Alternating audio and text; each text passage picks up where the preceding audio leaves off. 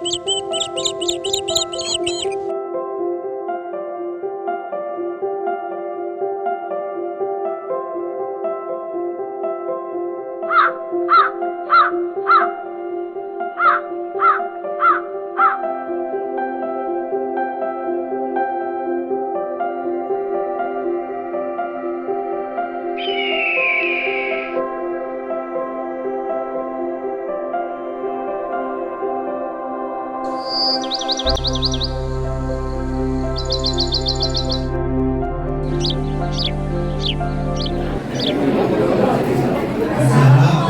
warahmatullahi wabarakatuh.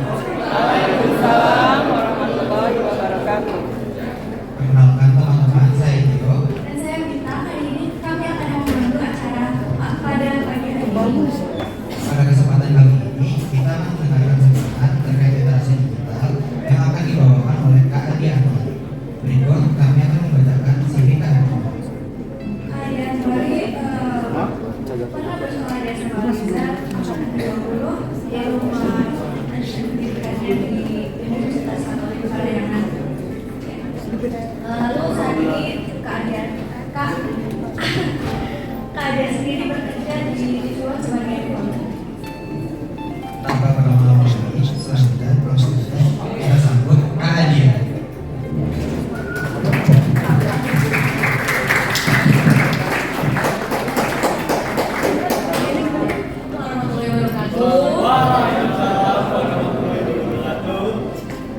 Senang banget hari ini bisa balik lagi ke SMA Kita Tercinta, Al-Azhar Pondok Labu. Mau cerita sedikit, ini sebenarnya pertama kali aku kembali lagi ke Al-Azhar setelah terakhir itu aku wisuda tahun 2018 di SMA ini, dan setelah itu aku udah gak pernah lagi datang ke Al-Azhar atau ke areanya, dan bahkan ambil ijazah pun aku gak ambil sendiri karena aku udah pindah ke Bandung untuk melanjutkan studi di Unpar jurusan HI. Nah, jadi ini benar-benar pertama kali lagi aku kesini. Ternyata gak banyak yang berubah, kecuali tadi kayaknya emang ruang guru abis renov ya, sempet bingung juga. Cuman saya masih sampai dulu juga masih banyak sama dari tahun 2019. Ini kayaknya lebih banyak ya, 14 ya? Iya, oke. Nah, ini kayaknya lebih seger-seger dari tadi sebelum istirahat. Mungkin karena udah pada makan, semoga bisa mendengarkan ya sedikit presentasi lah dari aku. Oke, jadi hari ini kebetulan aku dipercayai untuk mempresentasikan short brief tentang digital literacy di sini. Dan oke, kita sedikit profil juga tadi udah disebutkan sebelumnya. Aku sebenarnya kalau dibilang angkatan berapa, sebenarnya kalau aku angkatan 20,5.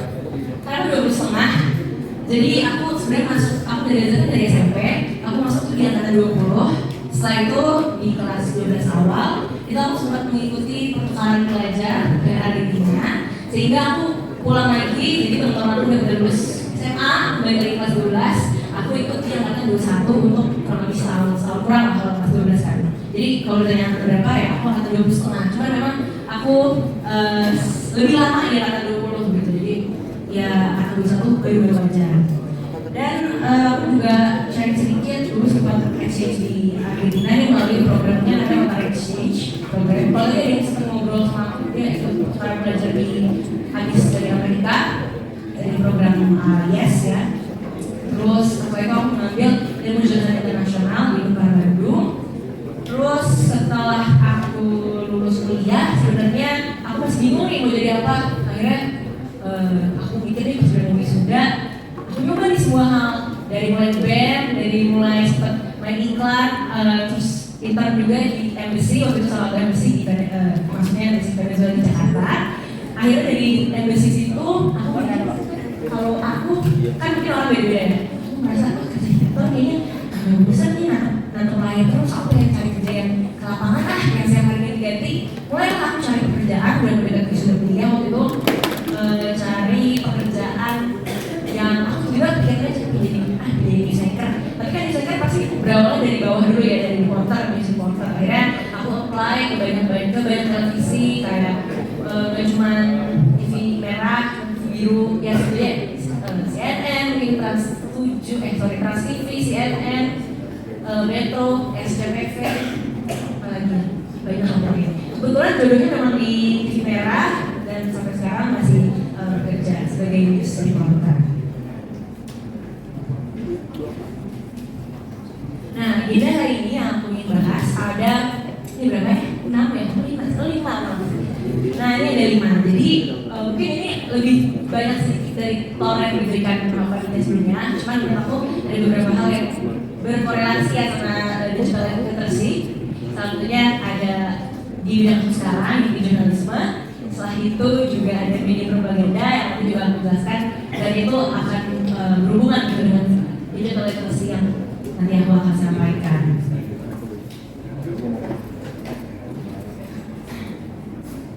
Oke, yang pertama pentingnya literasi digital. Sorry, sampai dia berapa waktunya? Oke, yaudah, sampainya sampai berapa ya pokoknya? Ya udah. Jadi literasi digital ini merupakan pengetahuan serta kecakapan pengguna dalam memanfaatkan media digital seperti komunikasi, jaringan internet, dan lain sebagainya. Ini dikutip dari buku karya Jeffrey Sumerdi dalam judul Peran Literasi Digital di Masa Pandemi tahun 2021. Nah, pertama dari pengertian ini sih, udah pasti analisa udah ngerti ya gimana caranya menggunakan sosial media, internet, komunikasi, dan lain sebagainya. Jadi kalau untuk bagian itu kayaknya kalian udah mulai cakap dan ya udah paham lah saya yang bisa menggunakan. Cuma di sini yang ingin aku jelaskan mungkin lebih ke bagaimana cara kita menggunakannya, cara kita mengerti, cara selalu bisa berkembang, dan juga menghindari gimana sih kita membedakan fake news atau hoax, dan juga media propaganda, dan nanti juga cybercrime. Nah, dari itu aku akhirnya akan merujuk ke 3 hal ini. Yang pertama kita harus bisa use, create, and to understand dari pentingnya literasi digital ini.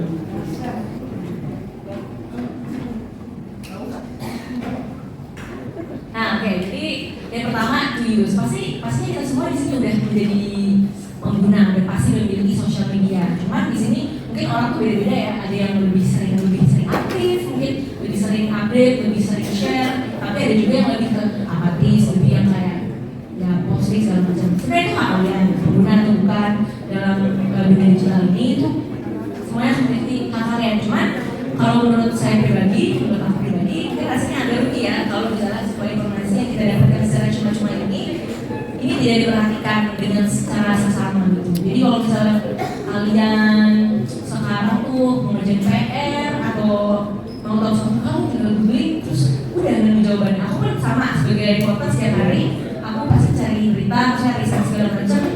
Itu mudah banget teman-teman untuk bisa memiliki satu informasi. Jadi menurut aku selain kita punya, kita juga harus bisa memperhatikan informasi-informasi yang kita punya. Nah, kemudian adalah to create. Nah, dimana menurut aku juga kita sebagai anak muda ini harus bisa berkontribusi kepada masyarakat untuk create something. Jadi nggak harus pulang-pulang dari sini, nggak harus tiba-tiba bikin organisasi atau forum, nggak harus juga. Cuman kontribusi kan banyak ya ininya, tipe-tipenya dari masyarakat. Bisa misalnya dimanfaatkan sebagai donasi, atau kita bisa apa ya, memberi expose gitu kepada orang-orang yang membutuhkan. Ya. Juga bisa kita empowering society through social media. Mungkin di sini kalian sekarang kan anak muda dan yang feminism atau misalnya ingin membela kecil atau gimana. Mulai dari sekarang sebenarnya kalian juga punya hak itu untuk speak up. Mungkin kalau program kalian kayak dijudge deh kalau mau post ini di media sosial, penting banget. Cuman percayalah sebenarnya orang-orang di luar sana tuh nggak sepeduli itu kok sama apa yang kalian posting, asalkan kalian udah punya niat yang baik untuk memiliki sesuatu dan untuk memberi informasi yang baik. Jangan takut beda sendiri, jangan takut apa ya dilihatnya zina atau apa sih. Enggak, justru orang-orang yang udah bisa punya kesadaran create sesuatu nanti ketika udah lulus, ketika di luar sana lihat dunia luar udah jadi makin ngerti, kok dia udah apa ya, saya nyebut dunia luar tuh dari awal gitu. Selanjutnya, selain itu adalah to understand. Jadi sebenarnya informasi-informasi yang kita miliki di social media dan internet sebenarnya itu comes with the power and responsibility of information. Kita tuh semua dari kita punya tanggung jawab dan juga kekuatan dari informasi-informasi yang kita punya informasi ini banyak banget. Harus kita apain sih sebenarnya? Kita tuh sebagai anak muda harus sadar juga itu bertanggung jawab atas informasi tersebut dengan cara misalnya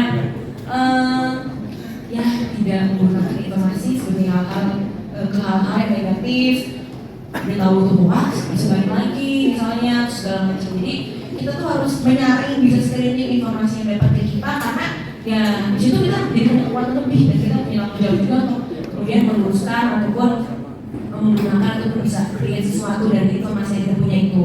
Ini ada salah satu quotes dari salah satu jurnalis terkenal, salah satu jurnalis itu Najwa Shihab. Aku pernah dengar dari kayak seminarnya, dia bilang bahwa if we finish learning, then we're finished. Nah ini maksudnya adalah kan memang dunia digital tuh berkembang sangat cepat ya, sangat pesat banget. Sekarang tiba-tiba udah ada, mungkin dulu tuh nggak ada Instagram, tiba-tiba ada Instagram, lagi coba Twitter, sekarang udah ada Threads. Jadi tuh semua hal itu berkembang tuh cepat banget sekali dan kita tuh sebagai anak muda, apalagi anak SMA nih harus bisa beradaptasi dengan perkembangan yang sangat cepat itu. Jadi harus bisa menjadi generasi yang mudah adaptasi dan selalu mau belajar dengan hal-hal baru karena mau nggak mau nanti kita ketinggalan sendiri gitu misalnya. Jangan jadi generasi yang keras kepala, enggak ini punya ini. Nah kita harus menyesuaikan diri selalu meskipun nanti kita udah lebih dewasa, ada di teknologi yang baru, kita juga harus adaptasi terus. Kayak misalnya dulu tuh kalau misalnya media kan dulu tuh koran tuh sangat amat diandalkan, orang juga udah pede banget. Koran tuh nggak bakal mati, newspaper belum ada. Cuma tiba-tiba muncullah online, ya koran sekarang mungkin kalian masih pada langganan orang tua kalian, cuma kan siapa sih yang baca maksudnya sedikit gitu yang baca koran. Sekarang orang lebih suka atau lebih butuh informasi cepat. Kalau koran kan besoknya sehari sekali. Kalau sekarang udah ada detik.com, kompas.com, orang juga udah lebih cepat dan lebih mudah gratis lagi kan daripada koran. Nah selain itu juga selain case koran, kalau dulu tuh kalau di Prancis kan banyak pelukis ya. Dulu tuh pelukis tuh benar-benar digunakan sebagai orang yang untuk bisa kayak capture moment gitu. Nah tapi dong tiba-tiba terciptalah kamera. Nah itulah salah satu contoh dari perkembangan teknologi. Selalu ada kamera, apakah pelukis itu masih diandalkan segitu ya? Ya pasti enggak. Tapi mungkin bisa diandalkan dari sisi keseniannya dan lain-lain. Cuman untuk kayak kebutuhan dan lain-lain, pastinya orang semakin berkembang zaman itu membutuhkan yang lebih cepat, lebih canggih, lebih mudah. Mau sebagus apapun penemuannya ini nanti akan ada gantian terus. Dan itu ya memang hal yang wajar. Kita harus bisa mengikuti perkembangan digital. Mengasah kreativitas, melatih rasa keingintahuan. Jadi menurut aku pekerjaan sekarang ini lumayan passion aku kali ya, karena aku orangnya dari itu kepo banget. Ternyata jurnalis itu harus dituntut untuk kepo itu rasa ingin tahuan kita. Jadi ada suatu masalah kita ikutin, kita kepo. Kenapa sih kok bisa kayak gini? Emang ada siapa aja sih saksi di situ? Dia pelakunya kayak gimana? Cerita tuh kayak gimana sih?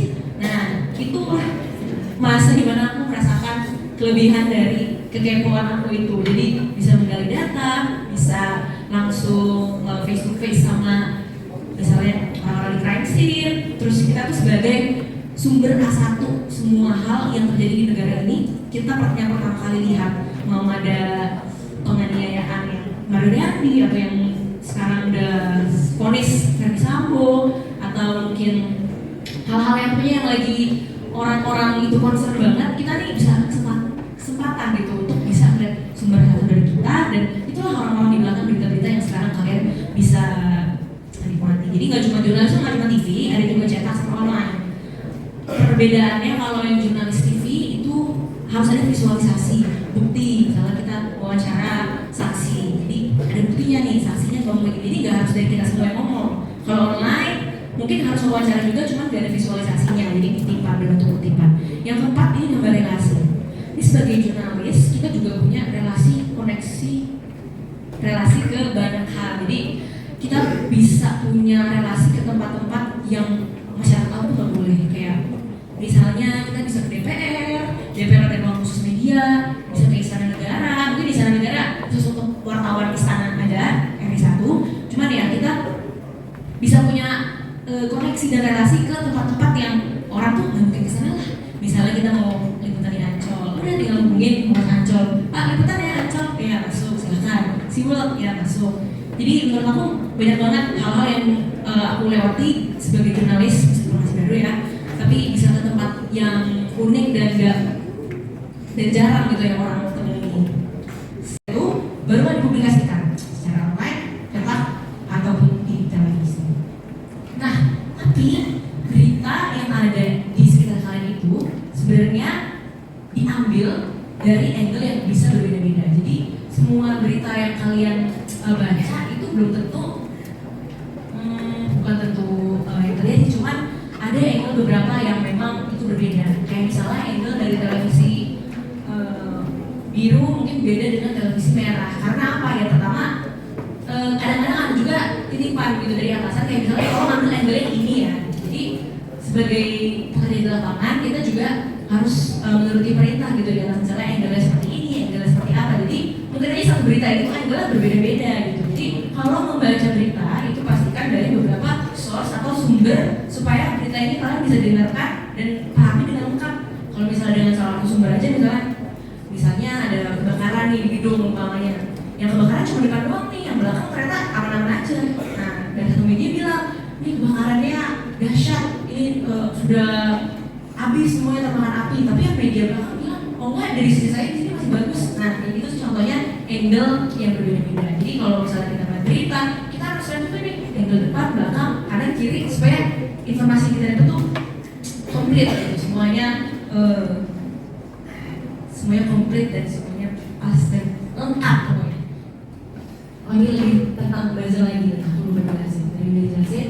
Mungkin ini soalnya dari media Indonesia penjelasan ini udah dari depannya sudah. Jadi sebenarnya buzzer ini juga sering dikaitkan dan dispon untuk tertentu karena memang ini udah biasa banget dimanfaatkan untuk kampanye tokoh-tokoh politik di media sosial. Ini bukan rahasia sebenarnya, ini udah semua orang tahu, di rahasia umum, dan toh semua orang tuh butuh reputasi yang baik. Mungkin kalian nanti kalau udah jadi pimpinan atau apa segala macam amin mau pakai dasar-dasar itu sah-sah aja, karena memang itu salah satu kita cara menaikkan reputasi diri kita untuk kita bisa dikenal orang melalui sosial media.